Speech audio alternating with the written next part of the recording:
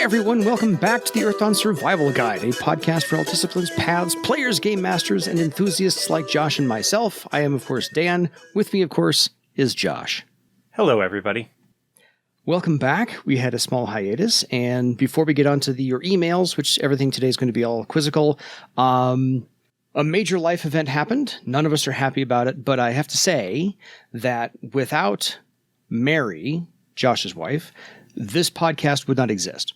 Because certainly without Mary... certainly not in the form that it does. Yeah.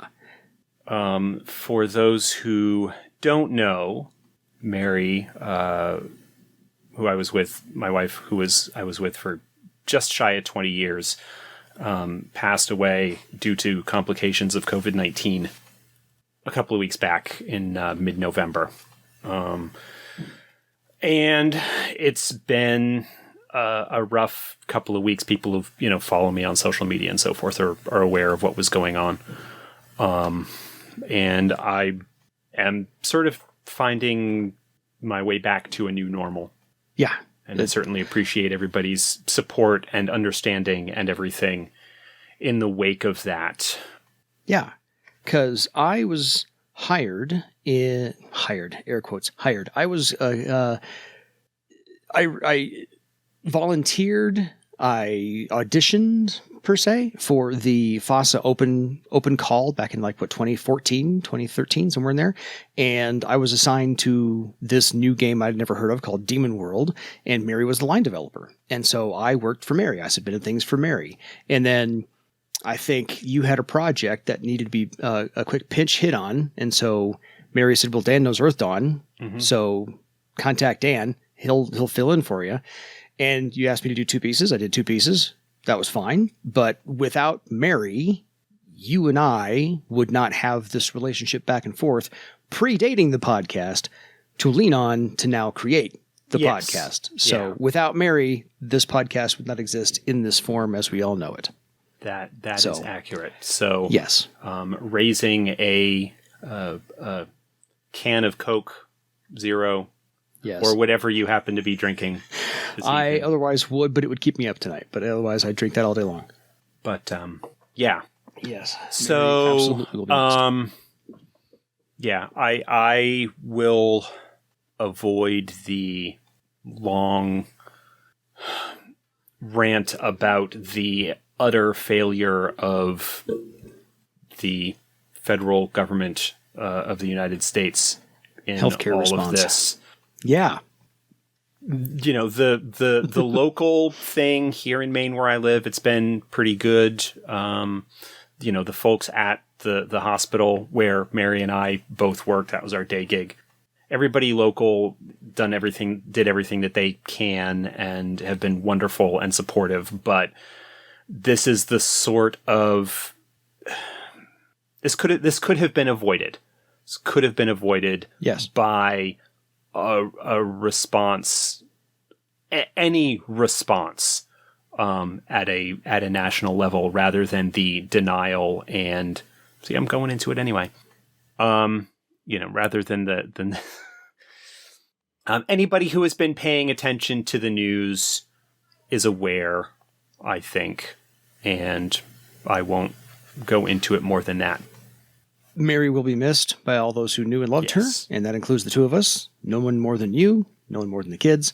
So we have a podcast because of Mary. So Mary, this one's for you, even though you didn't actually ask us a question. A very, very brief little levity there. I'm sorry. That's okay. But yeah. Anyway, so let's get to the distraction, which is the podcast, and we can take your mind off of things for the next hour or so, and we can actually ask some Earthdawn related questions from all the listeners who have nicely put up with my legendary recordings over the last 2 episodes we've released. All feedback is wonderful, good or bad. I don't care. I pinched hit again, so I'm okay with that.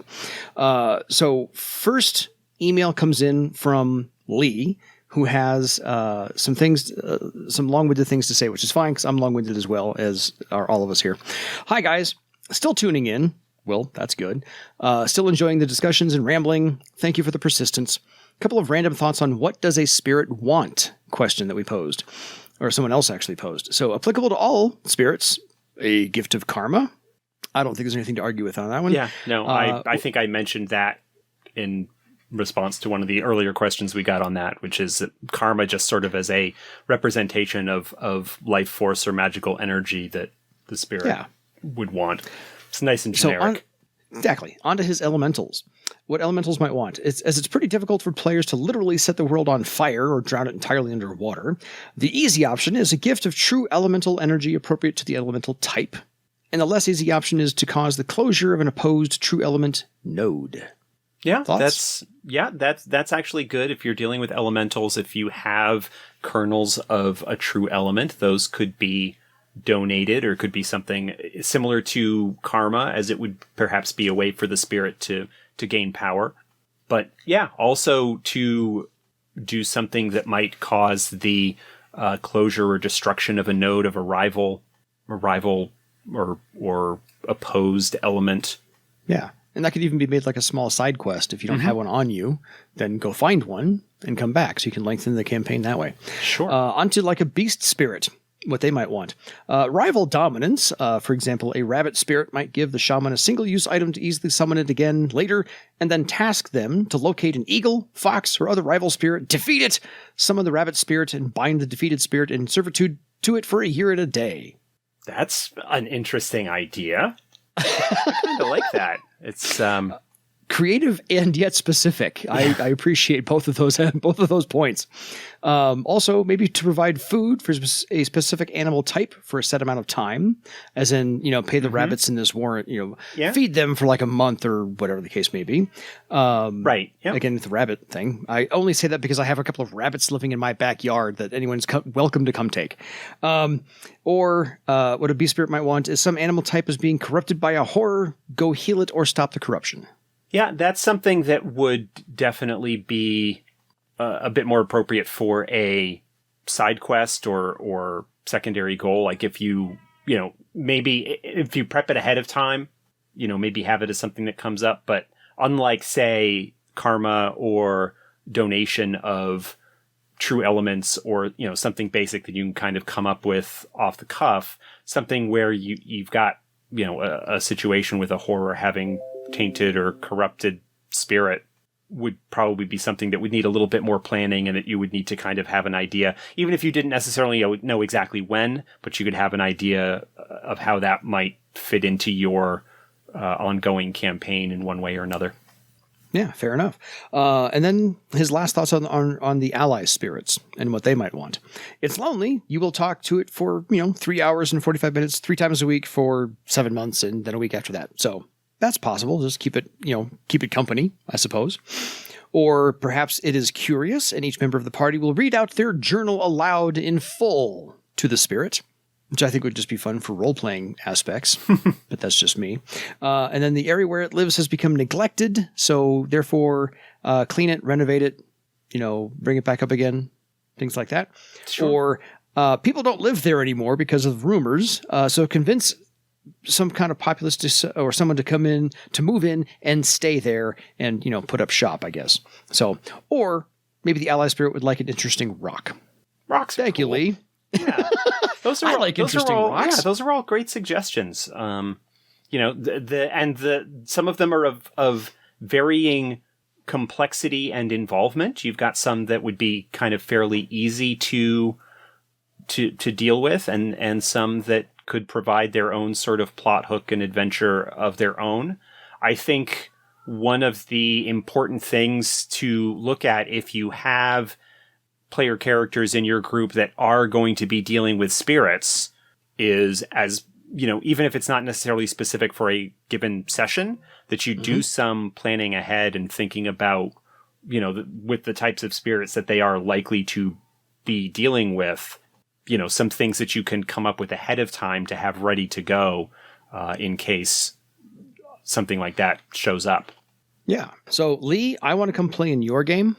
That may not be a high compliment for you. That you think that might not be a high compliment for you, but it actually is. I would love to come play in your game. Those all sound very creative and are more than I would have been able to think of had I been given a week's time to do so. So I appreciate all of those suggestions.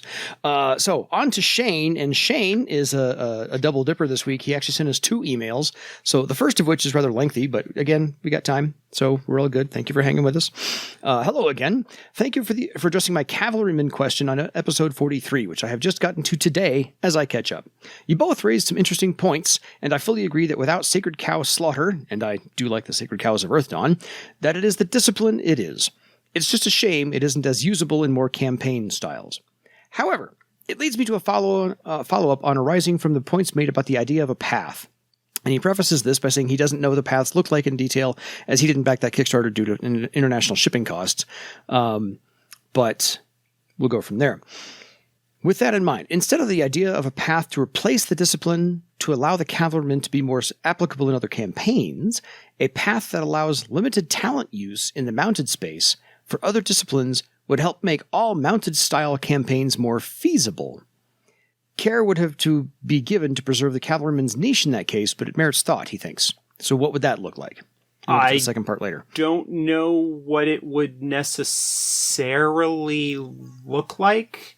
I mean, I think that's probably a decent avenue to look at in terms of a horseman's path or something along those lines that would maybe give access to some talents or knacks or something like that were not otherwise available to anyone but the cavalryman. But yeah, that's something that you would want to be careful about what you give that path, because you wouldn't want to give it something that the cavalryman doesn't have.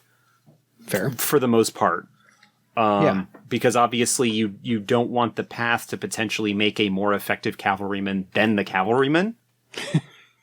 And you don't necessarily want to go giving, that path access to some things that are unique or strongly associated with the cavalryman adept.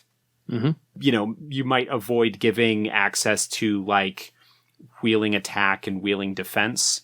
Wheeling attack especially, because that's one of the things that really boosts the cavalryman's offensive capability with charge and whatnot. I don't know. That would certainly be... I mean, it makes sense potentially that there would be something like that existed among some groups in Barsave or perhaps other parts of the world. Especially if you look at something like, the Scorcher bands or nomadic groups or whatever that are strongly associated with the cavalryman, there would potentially be adepts of other disciplines, and not necessarily everybody would be dual discipline in that regard. So, yeah, I think a path that would add some additional mounted capability onto other disciplines would be an interesting design space to explore. I don't, it might end up only being a minor path, just in terms of like limiting its potential power. Like I said, you wouldn't want to go and give them tricks that the cavalryman doesn't have. Yeah. And you wouldn't want to give them too much, compared to some of the special stuff for cavalrymen. So you might be looking at something that is just a minor path, which means that it's only up to like rank 5 and only gives access to a small selection of talents and useful knacks. But yeah, that's, that would... Yeah, I wouldn't say they'd need a whole lot. I just like I said, a couple of ranks here and a couple of talent selections, and that's, I can't say enough, but again, not to be better than the cavalryman, just, the sidecar to the motorcycle. Mm-hmm. Type that one. Second part of his email is Shane has a bunch of questions for me specifically. He's about to start an Earthdawn 4 game for my wife and teenagers. As someone who has recently played 4th edition for the first time, but has played plenty of 1st edition, what are Dan's experiences of them in play in terms of differences? And what are your tips for someone crossing editions? Which is my tips are always read your character sheet, know what you can do, and how everything you have works. That's my period. In any game, anywhere, anytime. Even, especially if you're crossing editions, even if you think you know what it does, double check. Yes. Because there are things that have changed, and maybe not dramatically, but enough that, you Yeah. I mean, it's not the end of the world if you use an earlier version of a talent or something in accident.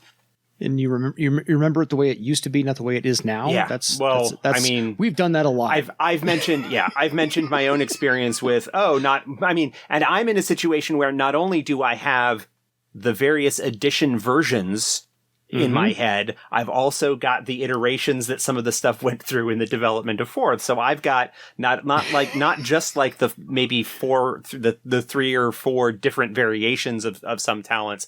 In some cases, it's like 7 or 8 or whatever. The ones that never saw print are still rattling around in your brain pan. We had this idea for this one, and that's not the way it went. Never mind. I shouldn't say that out loud. Yeah, stuff like that. What things tripped up my GM on the change? And that was his expectation of what the circles of our characters could do and what kind of challenge level to throw at us was some figuring out on his part.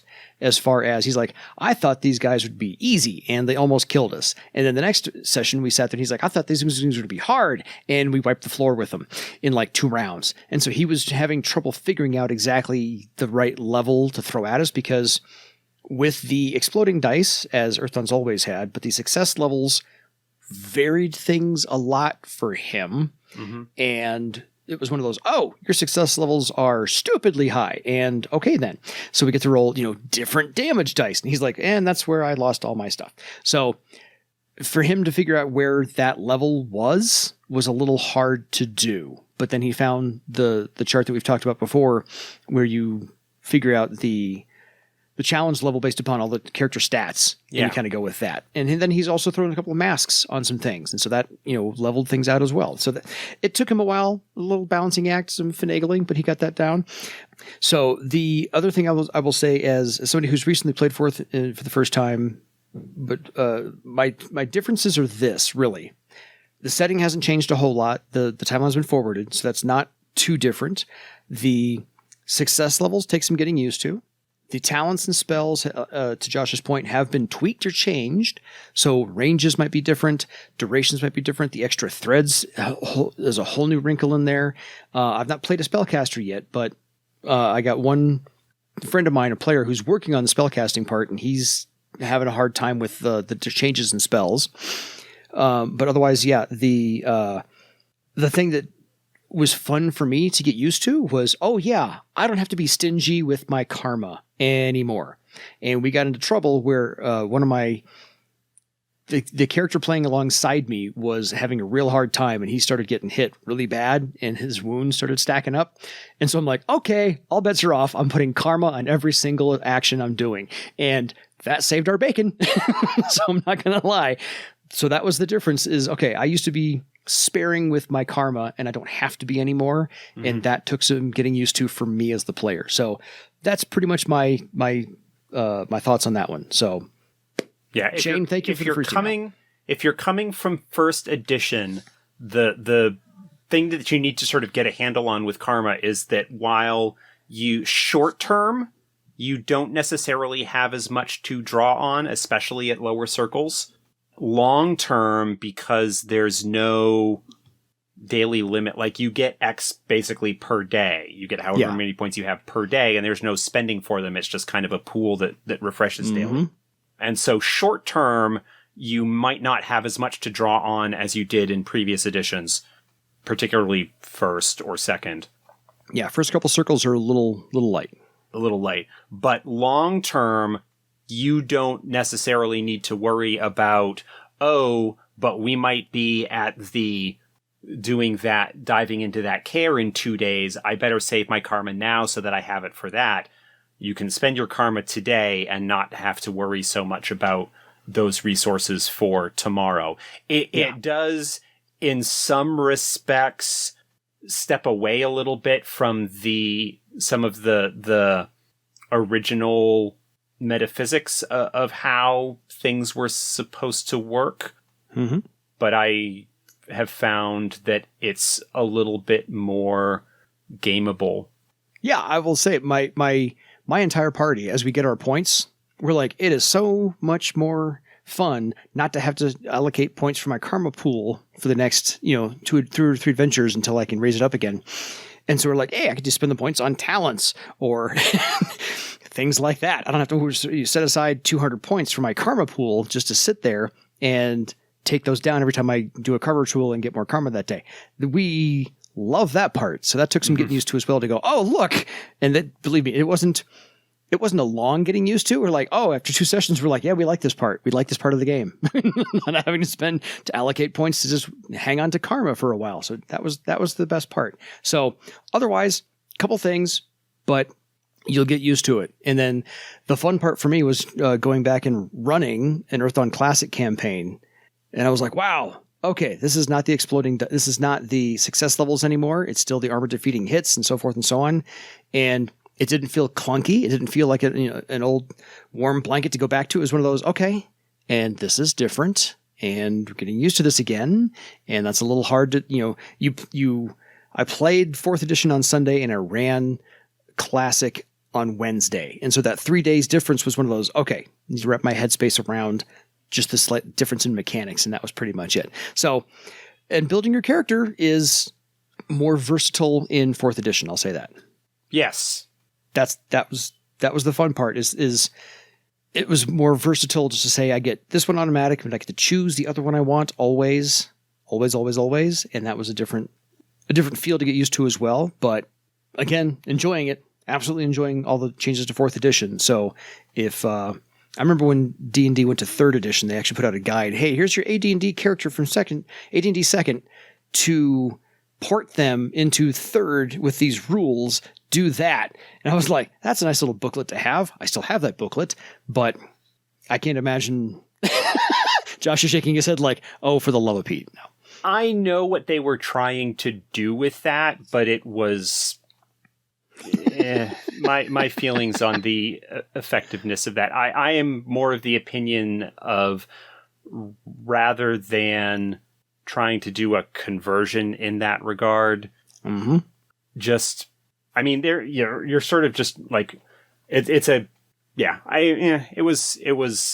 It was a thing. It wasn't, yeah, it was a thing. It's not Earthdawn. We're okay. It's fine. So, Shane's second email, 2 emails in 1 week. Crazy. So the episode 46 name question from Doomsy made me think there is one other element that neither Dan nor Josh mentioned that needs consideration. Names are often cultural, and Josh has mentioned a few times that Earthdawn doesn't typically have monocultures by race. Therefore, name variation is likely to be more within a race than is typical in fantasy. The names of Throlic elves should probably have more in common with the names of Throlic dwarves than they do with the names of elves from Cathay, for example. And Shane imagines Obsidian and Tiskrang names, at least true names, not nicknames, are more likely to be semi-consistent due to the early life rocks in Oropagoy. Likewise, those elves linked strongly with the elven kingdoms might also have similar names across geography, but otherwise, I say embrace the variety of names to support the non-monoculture setting. Yes. Is Shane off the mark on that process? No, I don't think Shane is off the mark with that at all. I think that's actually a very good point, that at least in that, aside from Obsidian, the Tiskrang, which tend to be a little bit more their own thing. Where they mix with other name givers, but their culture tends to be a little bit more pure. Yeah. If you know what I mean. Isolated. I don't mean that in a bad way. Well, not isolated is not the right word, but they, it's because they have a very different biology, because they are egg laying.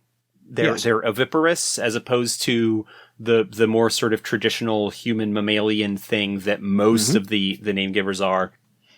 They have their own strong, the Tiskrang culture is so strongly identified with the river and the crew covenants and Oropagoy and things like that their naming conventions and so forth are apt to be more consistent than you would see even in villages out in the plains, because you would still have a mix of name giver races and the traditions, especially after centuries of those communities largely being together during the Scourge, you could see like a real melting pot or melange of naming conventions and different styles depending on the history of that community.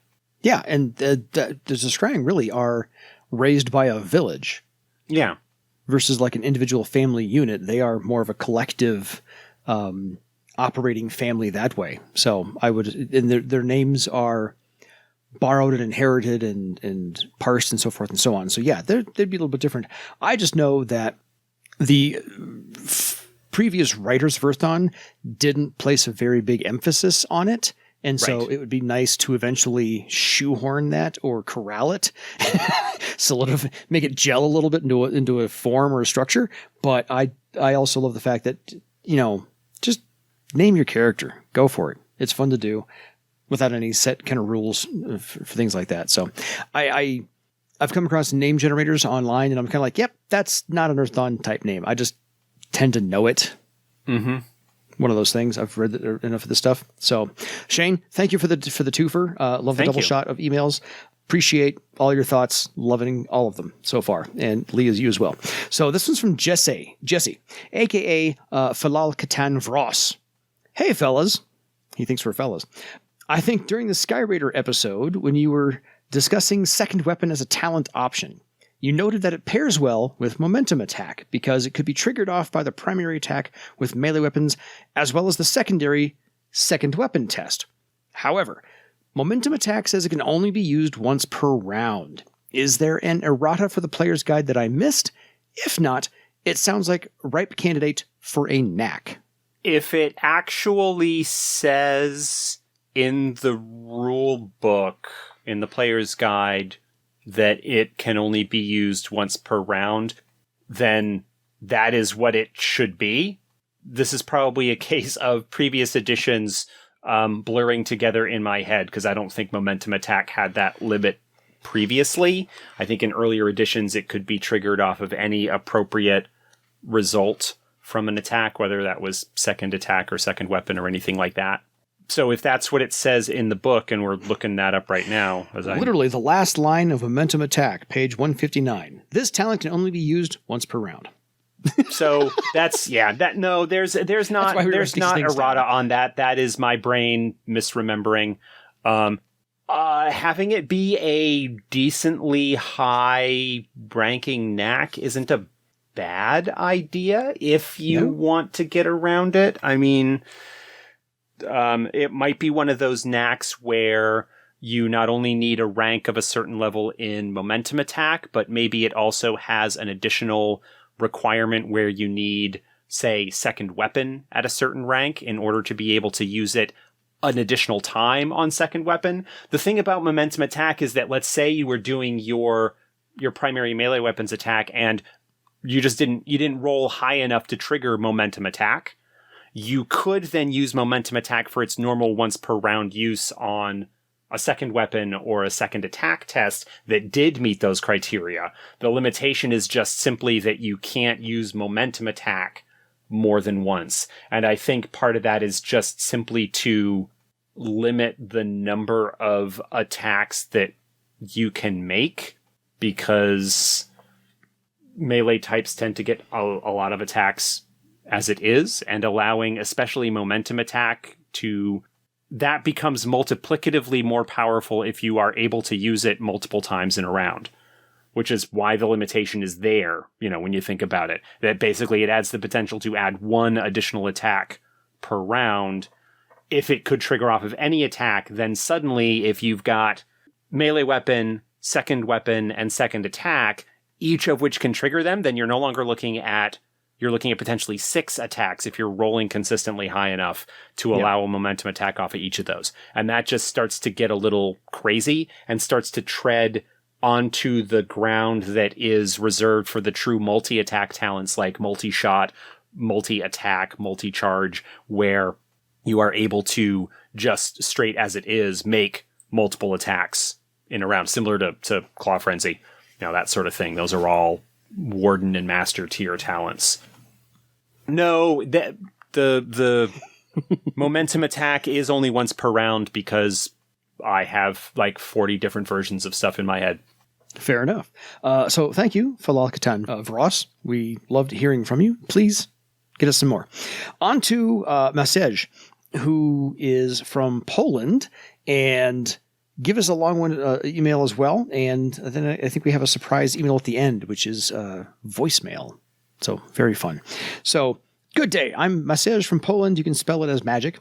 And after approximately 6 months, I have just completed the whole list of episodes, culminating with the 51st of the Earthdawn Survival Guide.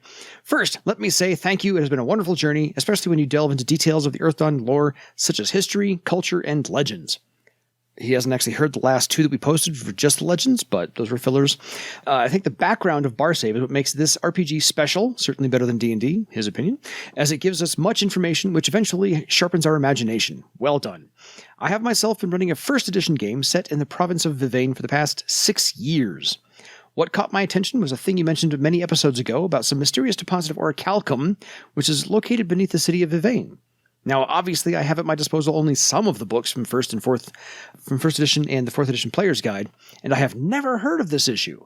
Thus, this revelation intrigues me, and I would like to know more about it. Why have the Therans created this deposit, and is it in any way connected with the Scourge? I remember reading about a similar thing on the island of Thera. If there is any source book dedicated to this topic, and I would be very grateful for any recommendation and whatnot. Was it finally revealed why the Scourge stopped earlier than planned? Especially relating to those devices placed in cares which were supposed to track the course of the Scourge and the ball that stopped approximately 2 to 3 centimeters above the bowl.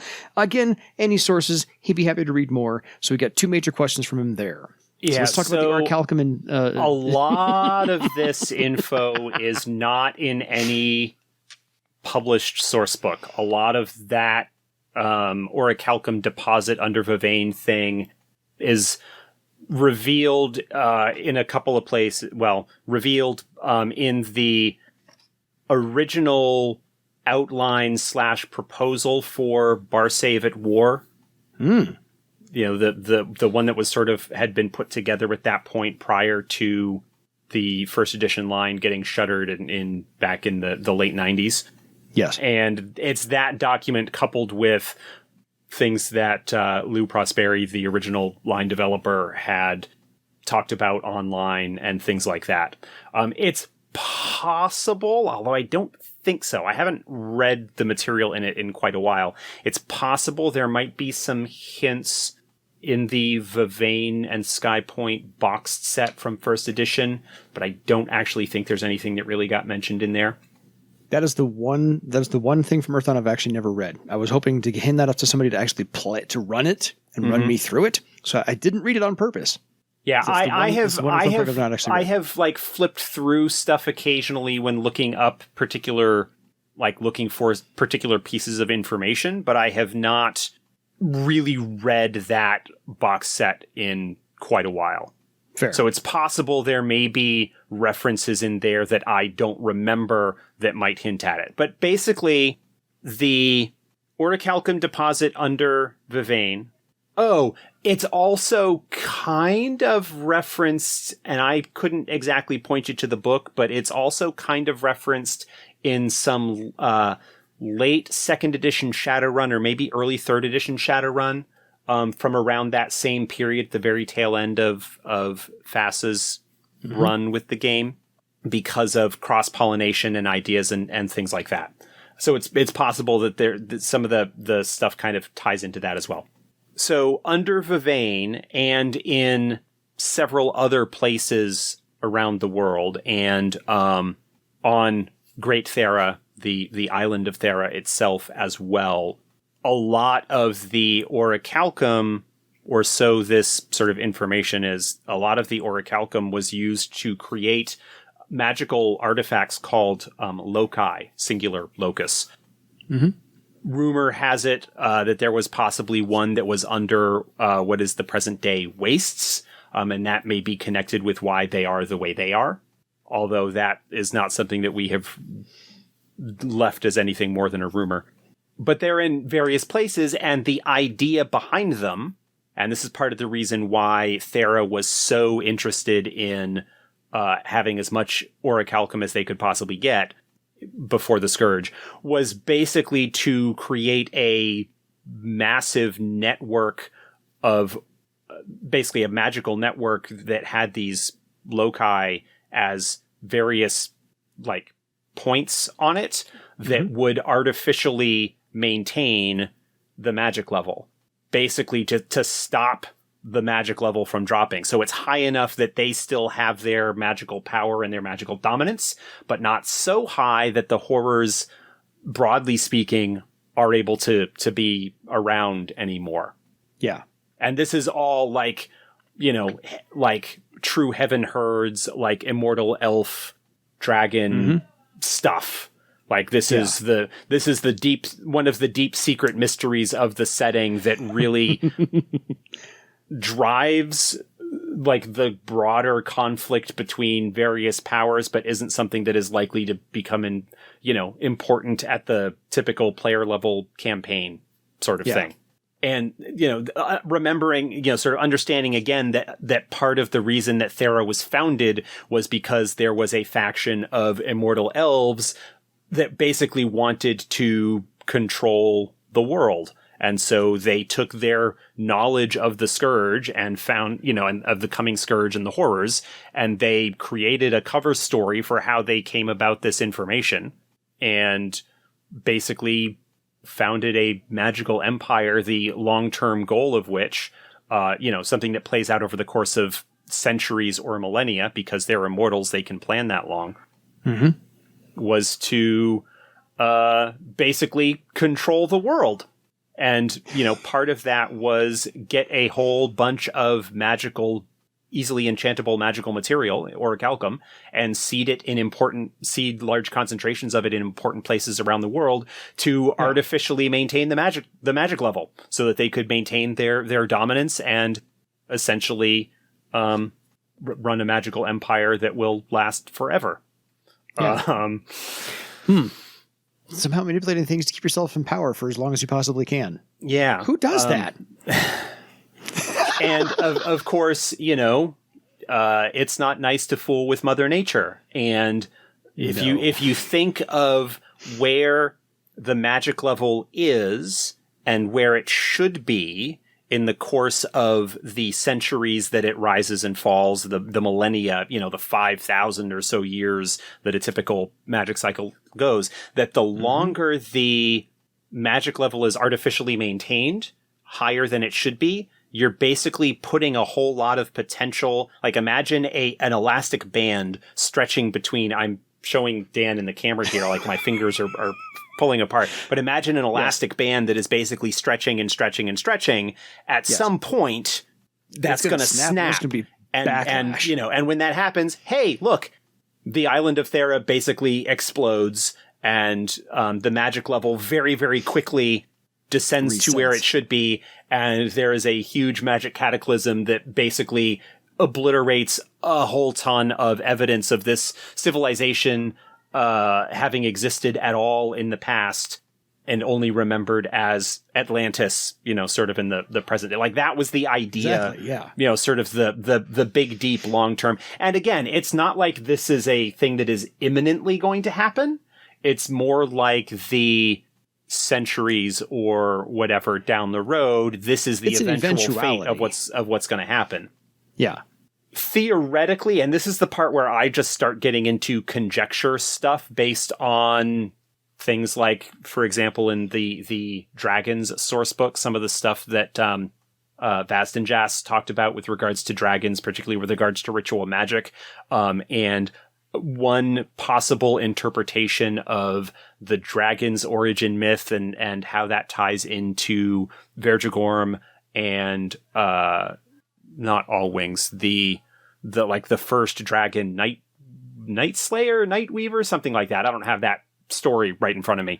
But like that origin myth is a version of what maybe the dragons had done in the first place, and maybe possibly that the whole reason that there are magic cycles now to begin with is that the dragons did some super powerful ritual to banish the horrors, to like drive them out from the world, and that unfortunately caused a problem where now the magic cycles are going up and down, and they're they go into hibernation during the low cycle because there's not enough magic to otherwise sustain. Like, that's all me. That is like super conjecture based on various stuff. But I can and that see part that. of the reason, Like, and that part of the reason why we're talking about not even the Age of Dragons, we're talking about like maybe even before that, so that when we get into the creation of the immortal elves and whatnot, that part of the reason that the immortal elves and the dragons don't get along,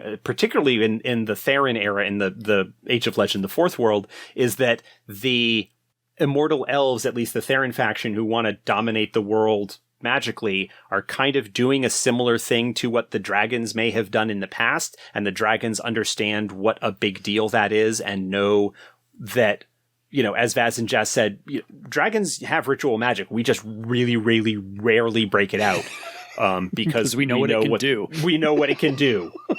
When the dragons break out the ritual magic, you get Stormhead being brought down on Vivane. You get that kind of thing. We know what the nuclear bomb can do, which is why we don't use it. Yeah. But the possibility that maybe the whole magic cycle thing is a result of a powerful dragon magic ritual gone awry, and the consequences of that meant that it put them into hibernation, where they were now potentially they were vulnerable to their servants who would not be able to who were not forced into hibernation during the low magic cycle. But the Theron marker of the elemental air or the elemental earth over the elemental water in the enchantment, that elemental clock thing, is not connected in terms of why the scourge, why the magic level stopped going down. It just indicated that it was. Scholars in Thrall theorized that maybe the Therons either didn't tell the complete truth or intentionally designed that to not actually indicate the safety of what was going on in terms of the magic level, because they wanted to have the opportunity to go out and retake the world in the face of greatly reduced opposition at the tail end of the Scourge, which is why Thrall kind of opened their gates early and started poking around, because they didn't necessarily trust what the Therons had told them with regards to the Books of Harrow and the Scourge and the magic cycle and all that sort of thing. Fair. So his question was really, was it finally revealed somewhere in print why the Scourge stopped earlier than planned? So can he go look that up somewhere to reference that? No, maybe if you are good at Google search magic, you might be able to find old interviews or discussions or that sort of thing with Lou Prosperi, where some of that was revealed. But in terms of official published material, canon, not in any edition that I'm aware of as to what that was. It was more we know that the magic level stopped. We know that it's leveled out. Yeah. We know that it's leveled out. When we got the Theron Empire book, we learned about the 3 gigantic orichalcum pillars there on Great Thera. The outline / proposal for Barsave at War talked about the locus under Vivane and what happened, with the Theron magicians tapping into its power in the battle at Sky Point at the tail end of the Second War, and also how that affected Stormhead and things like that. That was something that was sort of in the initial outline and proposal for that big final battle, and it was just kind of a matter of, at the time that came out, Lou being asked questions by fans on email lists and whatnot, and his answers to those. Fair. So, thank you, message from Poland. We love the discussion you brought in. Sorry you don't have all the books. The collectors, like myself, who've gone into debt to get them all.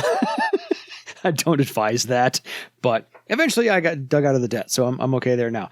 But otherwise, the more you can get your hands on to read, the better you can, and PDFs are always available as well, so they're probably a little bit cheaper. And I think Josh has mentioned a number of times, the Fossa Games web store has everything, including the Earthdawn journals, by the way, everything in PDF. All of the for every edition that was like all of the books, first, second, classic, third, fourth, the journals, all of those are available online, both at our web shop and Drive Through RPG as well. Yeah. I think everything's a Drive Through at this point. I think so. I want to say so. I'm not sure I've seen the journals there, but I haven't looked for the journals because I have them in print, actually. So we got a last email. Actually, got a voicemail from Tristan. Yep. And if I can figure out a way to actually import that, I will import that into this file. And so people can actually hear Tristan say, I just want to say, great podcast. Particularly agree with Josh's take on The Quick and the Dead being an underrated Leonardo DiCaprio film. Slightly off topic, but After Basketball Diary, probably his second greatest performance. Anyway, loving the specials. Keep it up.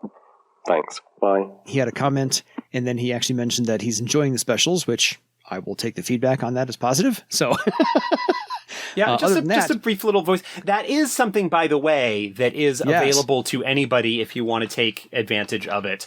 You just go to the anchor.fm site. Like if you follow the link that I tweet out, that's the direct link to the episode, somewhere in there, there's a link where you can actually record your own voice message and leave that if you want to.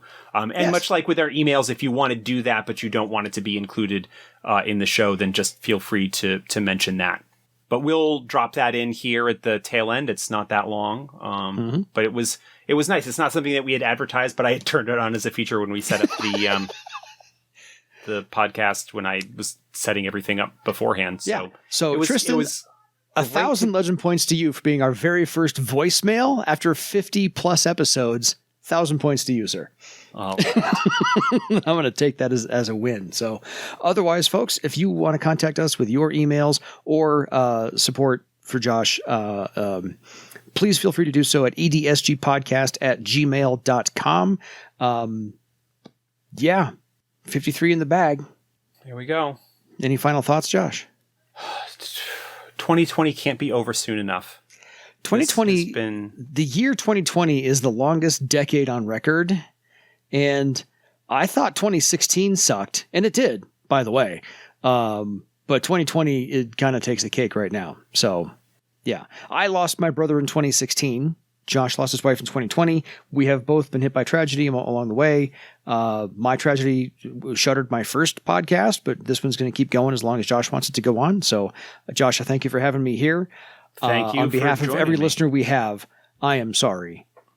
But we'll life must go on and the show must go on. So here we are. Here's the show. Otherwise, folks, we'll catch you in a week or so. We'll get out the episodes as often as we possibly can. Hopefully no other tragedy befalls us because I can record more legends. There's 40 odd to get through, but I don't necessarily have to. I will, if threatened. I will threaten again. I will. But otherwise, folks, thank you for listening. Now, everyone, it's time for you to go make your own legend. Have a good night, everybody.